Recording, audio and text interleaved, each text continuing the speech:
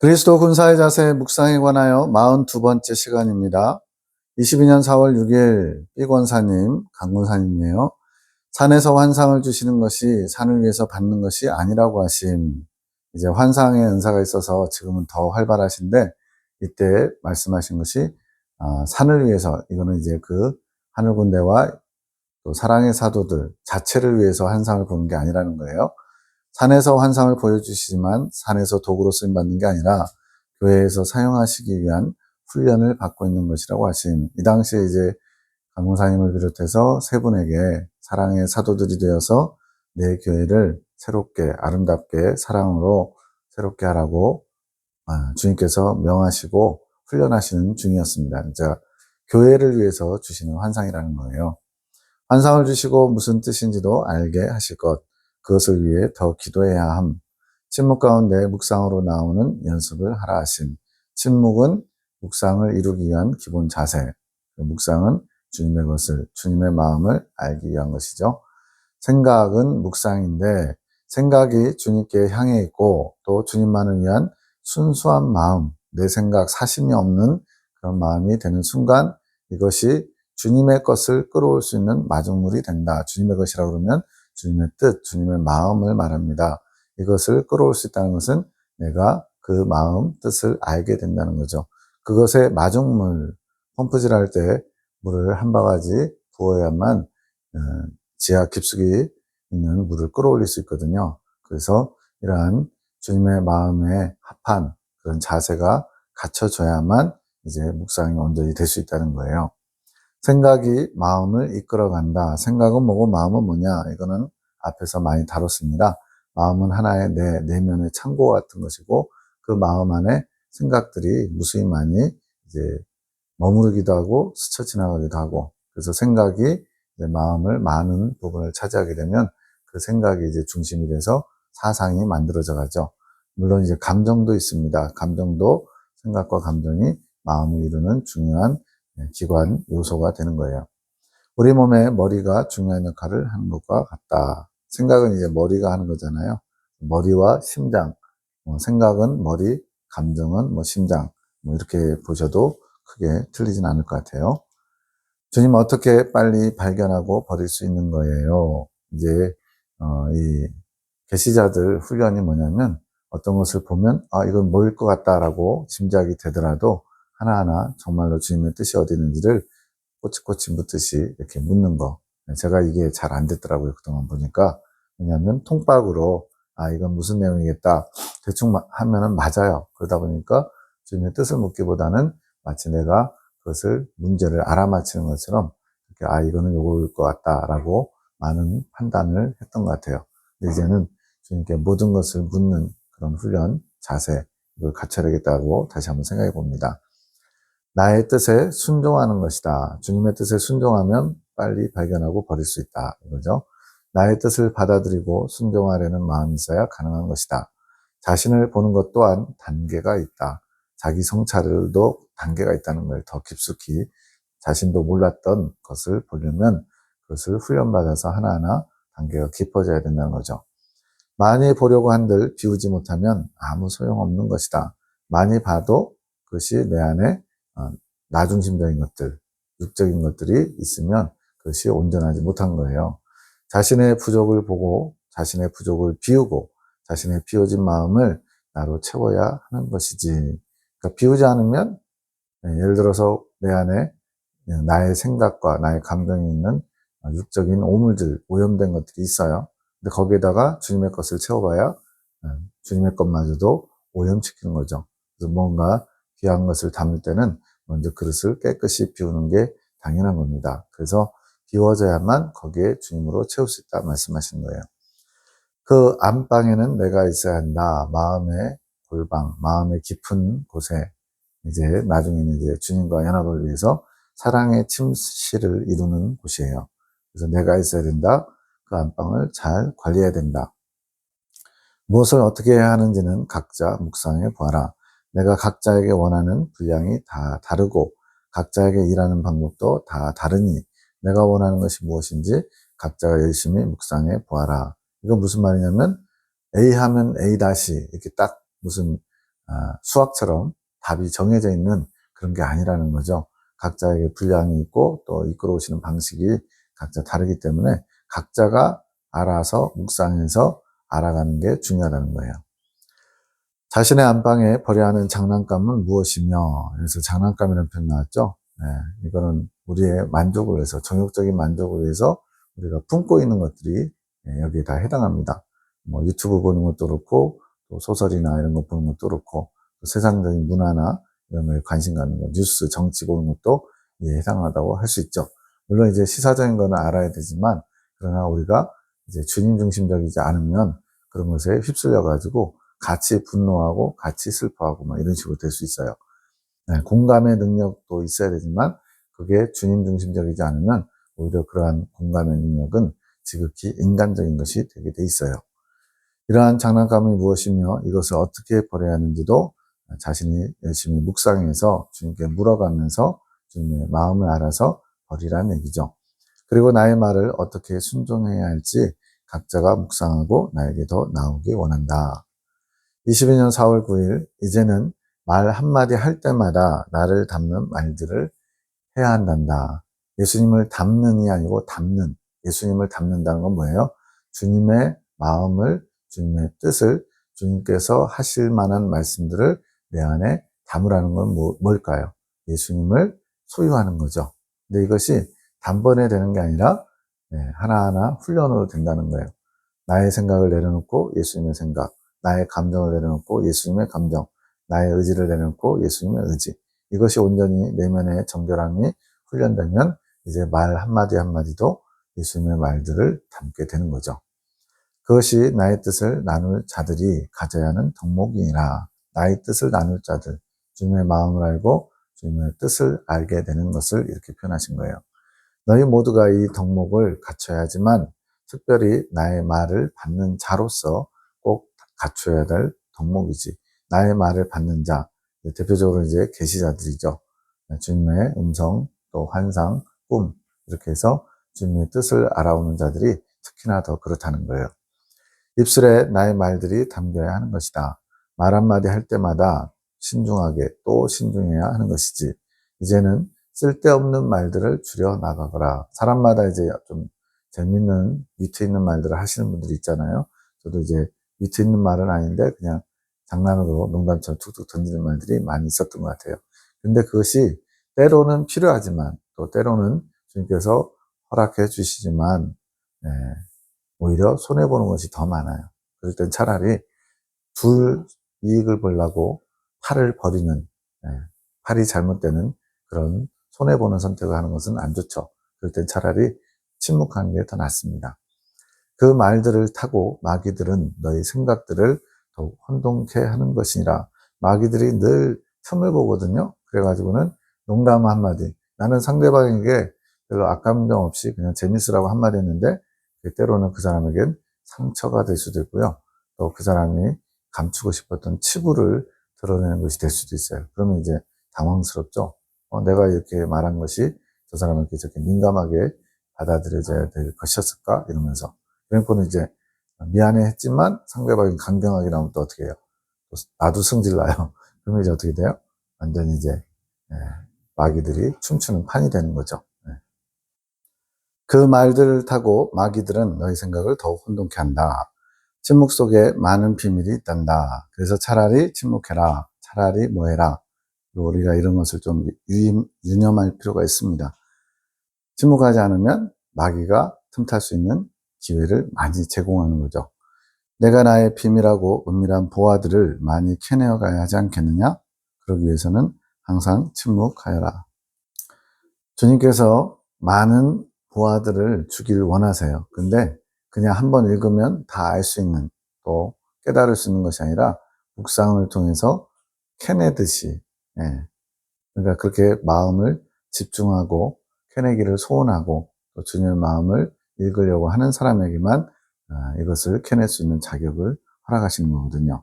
그런데 이렇게 캐내려면 침묵이 반드시 필요하다 말씀하시는 거예요. 그러기 위해서는 항상 침묵하여라. 내가 원하는 침묵은 입술만 다무는 것이 아니다. 그래서 침묵에 대한 개념을 좀 바꿔야 됩니다. 말은 침묵하고 말은 안 하는 거고 너의 생각이 나를 묵상해야 하는 것이다. 침묵과 묵상은 순서가 침묵이 먼저 그 다음 묵상이지만 그러면서도 같이 가는 거예요. 생각이 끊임없이 주님과 상관없는 주님으로부터 오지 않은 것들이 우리를 계속 생각이 이렇게 우리 안에 들어오거든요. 마음 안에. 그럴 때마다 이거는 주님과 상관없어. 이거는 주님이 기뻐하시지 않는 생각이야. 이렇게 보초를 세워가지고 걸러내야 돼요. 그렇게 생각을 나로부터 시작된 생각을 걸러내고 예수님으로부터 오는 생각들을 채워넣는 거죠. 그게 예수님을 묵상하는 겁니다. 끊임없이 나를 생각하여라. 끊임없이 나를 생각한다. 이게 바로 가톨릭 로렌스 수사님이 말씀하시는 하나님의 임재 연습이죠. 나에게 많은 질문들을 하고 그것들을 받아가거라. 내가 많은 것들을 알려줄 것이니라.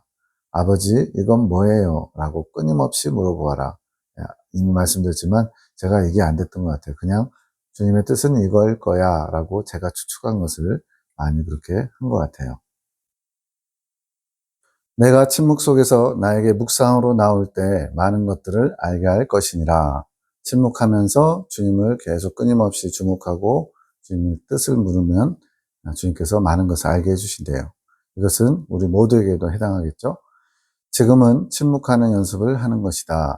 연습이란 단어를 썼어요. 묵상으로 나에게 많은 것들을 알아가거라. 차차 더욱 깊어지면 더욱 깊은 것까지 끌어가게 될 것이니라. 내가 주는 숙제다. 명심하여라. 침묵. 이것을 명심하래요. 그러니까 이게 내 입에서 생각에서 뭔가 이렇게 나가려고 할 때, 주님께서 침묵하라 하셨지. 이걸 마음에 심고 마음에 염두에 두는 사람은 10번 할 거를 5번, 2번 이렇게 줄일 수 있겠죠. 놓쳤다면 다시 하여라. 그 자리에서 다시 하면 되는 것이다. 주님께서 끊임없이 반복하시는 게 뭔가 이렇게 주님을 향해 열심히 달려가다가 길을 잃었거나 또 딴 데 쳐다보다가 길을 잃었어도 그 자리에서부터 다시 하면 된대요. 주님은 한번 실수했다고 책망하시고 포기하지 아니하시고 다시 일어나는 것을 좋아합니다. 탕자의 비유가 그것을 잘 보여주죠. 내가 내 옆에 꼭 붙어 너에게 집중할 것이니 나에게 깊이 더 깊이 나오너라. 내가 축복하노라. 22년 5월 1일 지금은 레벨업의 시점. 침묵이 중요한 것이 아닌 묵상이 중요. 앞에서는 침묵을 강조했는데 그래서 침묵이 중요하지 않다고 한 것은 침묵과 묵상 둘 다 중요하죠. 그런데 이제 침묵에만 너무 치우쳐가지고 생각을 멈추고 또 감정을 멈추고 또 말을 멈추고 이게 목적이 아니라는 거죠. 이거는 기본적인 것이고 수단이에요. 이걸 통해서 묵상을 하기 위해서. 그래서 침묵보다 묵상이 중요하다고 말하는 거고 지금 침묵의 단계를 넘어서서 묵상에 힘써야 될 훈련 단계라는 것을 알 수가 있습니다. 묵상을 이루기 위해 침묵의 중요성을 가르쳤던 것. 22년 5월 3일 지금은 이끄는 대로 가보는 때. 그래서 이끄는 대로 간다는 것은 온전한 순종. 우리도 순종하려고 다 기본 자세는 갖고 있잖아요. 그런데 이제 때로는 내 마음에 안 맞거나 또 이해가 안 되거나 그러면 순종하긴 해야 될 것 같은데 나중으로 미루거나 또는 좀 변형해서 이 정도만 할래 이런 식으로 내가 선을 긋기도 하거든요. 그게 아니라 주님의 뜻이라면 내 생각을 냈든 내려놓고 온전히 한번 따라가 보는데 이것도 특별히 하나님 을 원하실 때가 있더라고요. 그래서 훈련 과정 중에는 훈련소도 보면 논산훈련소 있을 때 아침마다 이제 그 점호하고 또 돌면서 구보를 해요. 근데 그 운동장을 몇 바퀴를 돌거든요.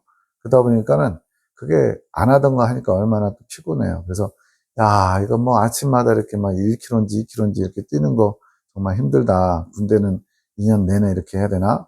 이런 식으로 약간 탄식한 적이 있거든요. 근데 훈련소 나와 보니까 이제 자대 가서 이제 그럴 수도 있지만 저는 이제 또 다른 부대를 갔기 때문에 아침에 점호나 구보나 이런 게 없어요. 그러다 보니까 되게 편하더라고요. 그래서 하나님께서 특별히 훈련하시는 때가 있어요. 그래서 심지어는 이제 공영보선이라는 분은 한참 훈련하실 때 부채질 너무 더워가지고 여름에 이제 선풍기도 안 틀고 절제하고 있었는데 너무 더우니까 자동적으로 이 손 부채로 이렇게 하게 됐어요. 그랬더니 주님이 너는 지금 누구를 위해서 부채질을 하고 있느냐 물으시는 거예요. 왜냐하면 주님을 위해서 살겠다고 손가락 하나도 주님이 허락하시지 않으면 또 주님께서 원치 않으시면 안 한다고 했거든요. 그러다 보니까 그 말이 진정이냐 이거를 테스트하시기 위해서 부채질도 하나님께서 통제하신 거예요. 그러다 보니까 이제 그때는 부채질을 안 하는 게 맞죠. 나중에는 이제 에어컨도 이제 들어올 정도로 하나님께서 풀어주시는 게 있었거든요. 이것처럼 주님께서 훈련하시는 때 그 주님이 원하시는 것이 무엇인지를 잘 캐치해가지고 거기에 순종하는 것이 중요합니다. 그래야 빨리빨리 가거든요. 내 안에 주님의 말씀으로 완성되어 가는 것. 침묵. 이제는 모든 것에 대한 침묵. 네. 그냥 내가 이 정도는 침묵할 수 있어. 이거는 내가 침묵할 수 있어. 이렇게 내가 이렇게 선을 긋거나 또 어떤 한계를 만드는 게 아니라 모든 부분에 대해서 주님으로부터 오신 것이 아니면 나는 다 침묵한다. 이런 자세죠. 최종적으로는 정욕의 소리에 침묵하게 하시기 위해서 정리합니다. 먼저 우리가 들리는 말, 이거는 쉽게 알 수가 있어요. 그래서 말의 침묵을 먼저 시키셨고요. 그 다음에는 생각의 침묵. 내 안에 하루에 무수히 많은 생각들이 스쳐 지나가거나 또 잠시 머물거나 네 마음속에 생각이 머물게 되는데 그 생각들이 어디서부터 왔는지 보고 나로부터 온 것이 아니면 침묵해라. 이건 뭐예요? 그 생각을 차단시키라는 거죠. 생각의 침묵. 그 다음에 생각의 침묵에 반드시 같이 따라오는 게 감정의 반응이거든요. 그래서 어떤 생각을 하면 그 생각대로 때로는 우습기도 하고, 때로는 기쁘기도 하고, 때로는 분노하기도 하고, 때로는 슬프기도 하고, 때로는 낙담하기도 하고. 아무 생각 없으면은 감정이 요동하지 않아요. 아무 생각 없이 멍하고 있는 사람이 갑자기 웃거나 갑자기 슬퍼하거나 그러진 않잖아요. 이처럼 생각과 마치 이렇게 짝을 이루는 감정의 침묵, 그리고는 이 모든 것이 정욕의 소리에 침묵하기 위해서. 여기서 정욕의 소리라는 것은 우리의 정욕을 부추기는 요소들, 꼭 소리만 있는 게 아니잖아요. 이런 환경들, 내 안의 욕망들, 이런 것들이 이 정욕적인 것을 끌어오게끔 이렇게 원하는, 요구하는 것이 있어요. 그것을 침묵하기 위해서. 이것이 먼저 말과 생각과 감정의 침묵을 통해서 의지적으로 정욕의 소리를 차단할 수 있다는 겁니다. 그러니까 목적이 지금 분명한 거예요. 침묵하는 이유, 그 묵상을 통해서 주님의 것을 취하기 위해서, 내 것을 내려놓기 위해서 정욕의 소리에 반응하지 않기 위해서 침묵하는 겁니다.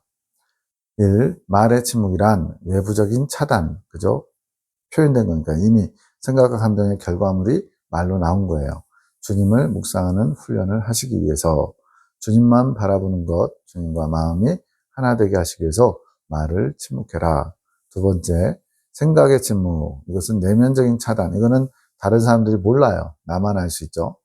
주님 외의 모든 것을 차단해 나가는 훈련을 하시기 위해서. 지금 계속 다 뭐예요? 주님께 포커스, 초점을 맞추기 위해서 말도 생각도 중단하는 거죠. 그런데 이제 이 두 가지가 되면 그 다음에 정욕의 소리에 침묵하는 것. 이건 뭐냐면 정욕대로 살지 않는 것을 훈련하는 거죠. 그전에는 내가 먹고 싶은 대로, 내가 자고 싶은 대로, 내가 어떤 불편한 상황이 되면 그냥 내뱉어버리는 말들 있잖아요. 성질을 낸다든가, 비아냥거린다든가. 근데 이제는 주님께서 허락지 아니하시면, 주님께서 원치 않으시면 이런 것도 하지 않는 거죠. 이런 게 정욕의 소리에 침묵하는 겁니다.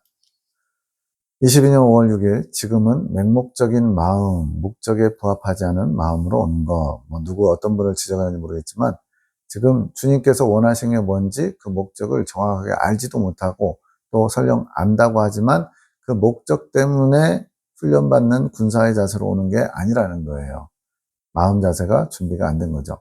주님은 이것을 기뻐하지도 원하지 않으신. 땡땡 집사님은 주님의 이끄심에 목차 정리가 안 된 상태에서 공식 집사님이 하신 말씀이네요. 은혜의 길을 들어섰으나 여전히 목차 정리가 되지 않아 많은 은혜를 못 느끼는 것. 이게 무슨 말이냐면요.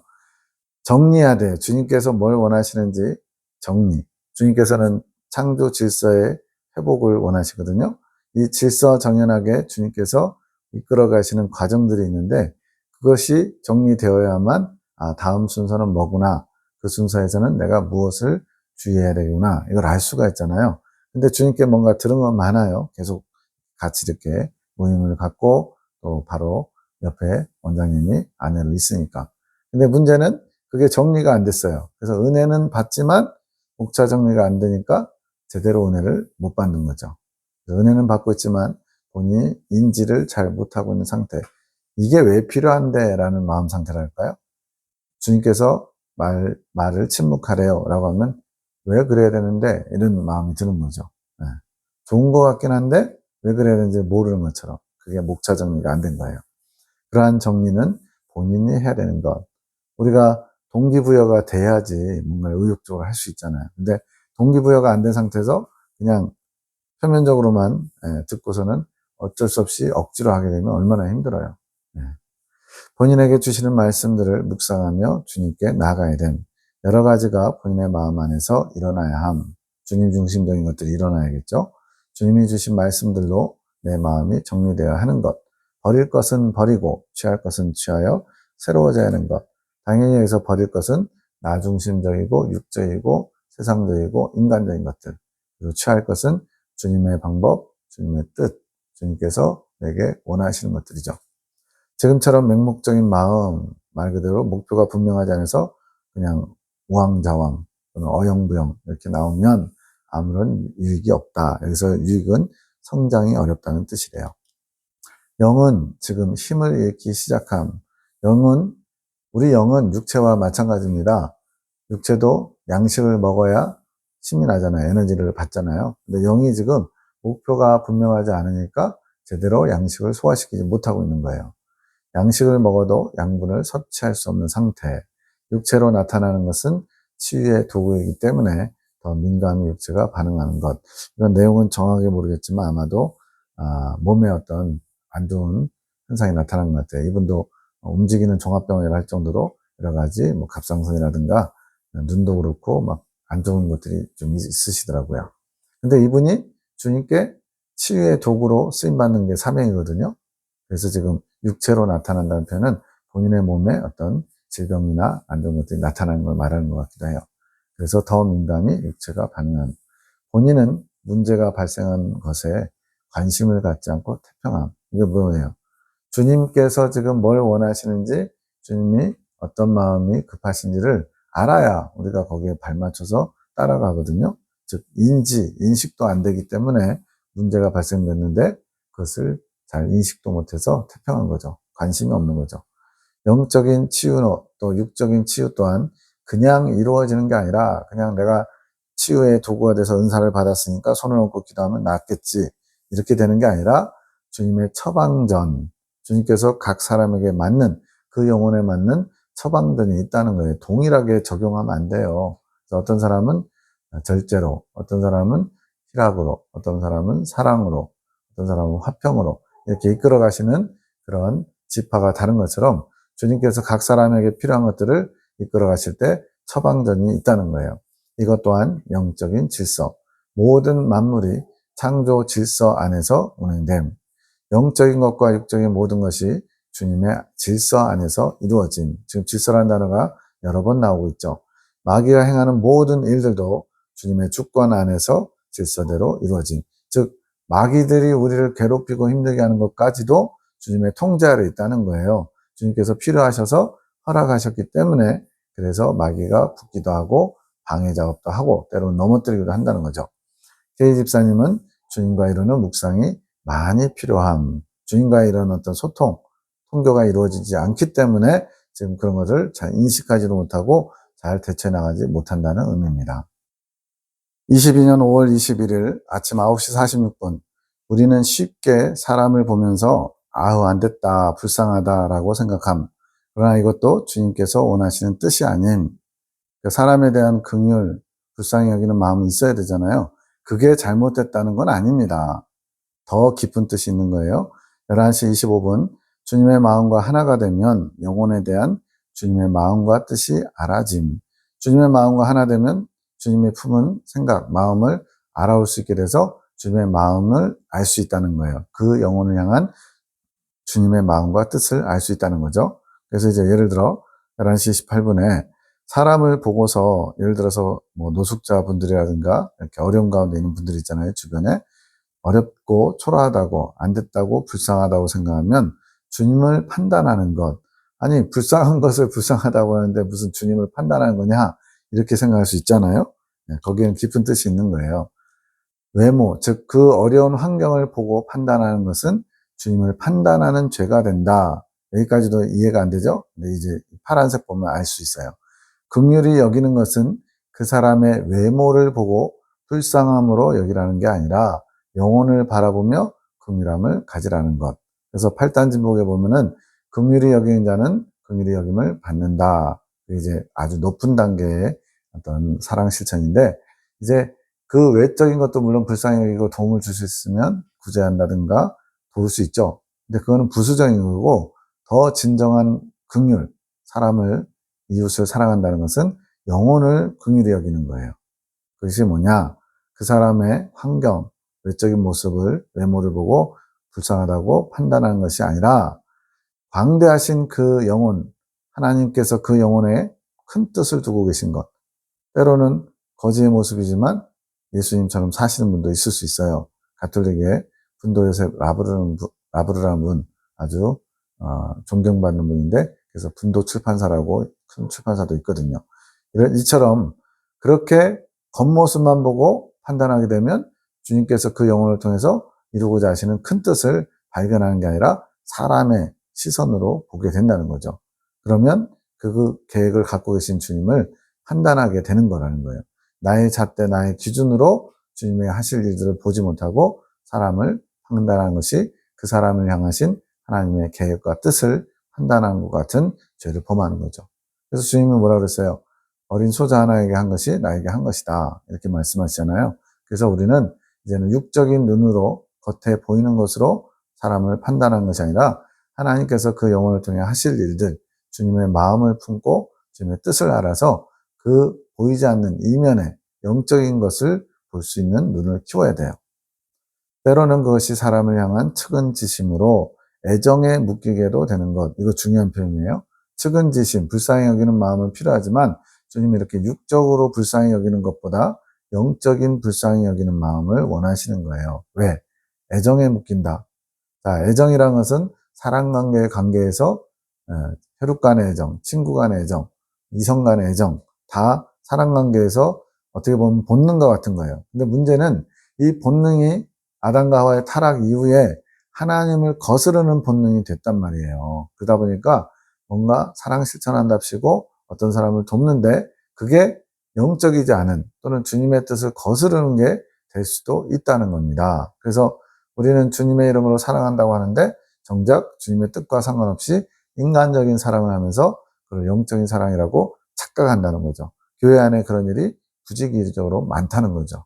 그래서 우리는 영적인 관점, 주님의 관점을 잘 알아야만 합니다. 이것은 앞으로 우리가 주의해야 될 사항이고 우리는 그 사람의 외모, 즉 환경의 어려움들을 보지 말고 그 사람의 중심, 그 안에 있는 영혼을 보시면서 일하실 그 영혼을 사랑하시는 주님의 모습을 바라보아야 됨. 그래야만 주님의 일을 감당할 수 있다는 거예요. 여기서 초점은 외적인 어려움을 외면하거나 긍휼히 여기지 말라는 게 아니에요. 그보다 더 중요한 내면의 영혼의 상태, 또 그 영혼을 향하신 주님의 계획에 초점을 맞추는 게 포인트입니다. 그러지 않으면 인본적인 것이 된다. 자, 광야 연단 과정이라는 것은 사상의 타파예요. 그래서 사상이라는 것은 하나님 중심적이지 않은 인간 중심적인, 나 중심적인 것인데 그것이 바로 인본적인 것이에요. 그래서 인본적인 것은 사람이 기준이에요. 그것은 아무리 선하고 좋은 것을 해도 주님과는 상관이 없는 것입니다. 주님께로부터 온 것만이 상급이 되고 또 우리의 영혼의 성장을 이루는 중요한 것이 되거든요. 이러한 인본적인 것, 이것이 이긴 자로 나아가는데 큰 걸림돌이 될 수 있음. 자, 아무리 많은 정말 사랑 실천을 했어요. 고아를 3,000명을 먹였어요. 근데 그게 주님의 뜻을 받들어 주님의 뜻대로 한 것이 아니라 내가 하고 싶어서 측은지심으로 인본적인 생각을 했어요. 그러면 그것이 이긴 자가 되는 영적인 성장의 길에 아무런 도움이 아니라 오히려 큰 걸림돌이 될 수도 있어요. 왜? 그런 것들이 자기 만족이 되고 또 자아가 돼가지고요. 나는 이만큼 많이 수고하고 애썼어 라고 혼자서 뿌듯한 거예요. 아주 쉬운 예를 들어볼까요? 예수님을 믿기 어려운 불신자의 유형 중에 가장 어려운 스타일이 어떤 스타일이냐면 악하고 독한 사람도 그렇겠지만 그보다 더 어려운 사람은 나만큼만 하라 그래 라고 자기 만족에 빠져있는 자기의가 발달한 사람들이 정말로 예수님을 영접하기가 어렵습니다. 왜 그럴까요? 예수님 필요 없거든요. 법 없이도 살 수 있다라고 스스로 생각하고 나는 만약에 천국과 지옥이 있다면 나는 천국에 가기에 마땅한 사람이야 라고 스스로 자기 평가를 하기 때문에 그런 분들은 속죄주가 필요 없죠. 자신을 죄인이라고 생각할 수도 없으니까, 안 하니까. 그것처럼 이거에 굉장히 좋은 비유인 것 같아요.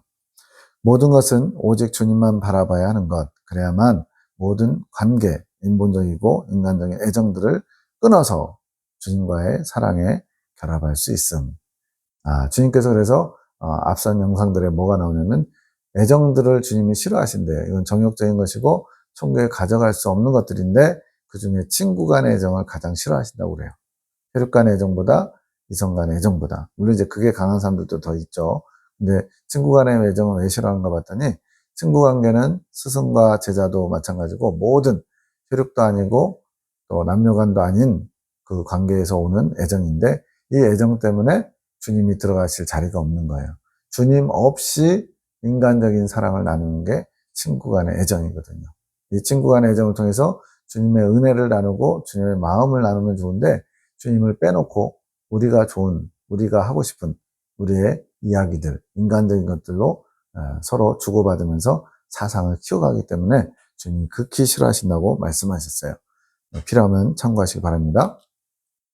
이제는 이 중심, 사람을 불쌍히 여기는 마음, 이 애정, 이것이 매우 교묘히 내 마음에 우상으로 자리 잡고 있음. 이거는 진짜 어떻게 보면 충격적인 거예요. 내가 사람들을 불쌍히 여기고 또 돕고 싶고 사람마다 이제 그런 좀 친절하고 이렇게 사랑, 긍휼이 많은 분들이 있거든요. 근데 이것이 교묘하게 내 마음의 우상이라는 거예요. 그러니까 내가 선을 행하는 것, 내가 이 도움을 주는 것으로 만족하면서 주님을 바라보는 것에서 오히려 나아가지 못하는 그러한 우상과 같은 중심이 있다는 거죠. 이것으로 나를 살펴보며 주님만을 사랑하기 위해 내 마음을 정리해 나가야 됩니다. 내가 그런 사람은 아니지. 내 안에 다른 사람을 사랑한다고 하면서 주님 없이, 그러니까 하나님이 명하신 세 계명의 핵심이 뭐예요? 하나님 사랑과 이웃 사랑인데 하나님 사랑 없는 이웃 사랑은 내게 아무런 유익이 없고 오히려 방해가 될 수도 있어요. 하나님께 나아가는데. 그러나 하나님 사랑하는 사람은 반드시 이웃 사랑하게 돼 있습니다. 수학용어로 말하면 충분 조건 같아요. 하나님 사랑하는 사람은 반드시 이웃을 사랑하게 돼 있지만 이웃을 사랑한다고 해서 그것이 하나님을 사랑하는 것은 아닐 수 있다는 거죠. 바로 믿음과 행함의 관계와 굉장히 유사합니다. 믿음이 있으면 반드시 행함이 있는 거예요. 그러나 행실이 있다고 해서 어떤 남들이 봤을 때 와 대단하다 훌륭하다 할 만한 행실이 있다고 해서 반드시 믿음이 있는 것은 아닌 것처럼 이제는 우리에게 이 말씀이 필요한 시기 더 깊어진 거죠. 좀 중심, 하나님의 중심이 무엇인지를 알 수 있는 거예요. 받아들일 수 있는 시기와 더불어 이 말씀을 내 것으로 삼아야 하는 시기. 그러니까 이제 그전에는 내가 사람들을 불쌍히 여기는 거 이런 거를 좋은 건 줄 알았는데 이제는 주님이 빠진 안고 없는 찐빵과 같이 주님 없이 이웃을 사랑하는 것은 오히려 독이 될 수 있다는 것을 알아야 된다는 거죠. 지금은 하나님 중심적이지 않은 모든 것을 비우고 버리고 나오죠. 하나님 중심적이지 않은 것은 다 인본적인 것이고 세상적이고 마귀적인 거예요. 하나님의 사랑으로만 채워가야 하는 때 지금은 채우기 위해 주시는 것보다 비우기 위해 주시는 것이 더 큰, 그러니까 주님의 말씀들, 메시지들이 다 비우는 데 초점이 있다는 거예요. 왜? 비워져야 그 자리에 주님의 것을 채울 수 있으니까. 비움과 채움이 같이 가는 건 맞는데 일단은 초점은 비워지는 쪽에 더 많이 주님의 말씀이 쏠릴 수밖에 없죠. 깨끗이 비워져야만 채울 수 있기 때문에. 이긴 자가 되기까지는 비우기 위해 생수가 필요한 단계. 이 생수는 성령님의 맑은 물, 성령님을 물로 비유하잖아요. 그래서 비운다는 것을 씻는 거예요. 여러 가지 버려야 될 것들, 육적인 것들을. 그래서 광야의 정 중에는 비우기 위해, 즉 씻기 위해 생수가 필요하고요. 이후부터는, 즉 이긴 자가 돼서는 주님의 사랑을 채우기 위한 생수가 필요하다. 그래서 생명수라고도 표현합니다. 이거는 이제 주님의 사랑을 채우는 거예요. 우리가 물로는 몸을 씻을 수 있죠. 더러운 것을 씻을 수 있죠. 또 목마름을 해결할 수 있잖아요.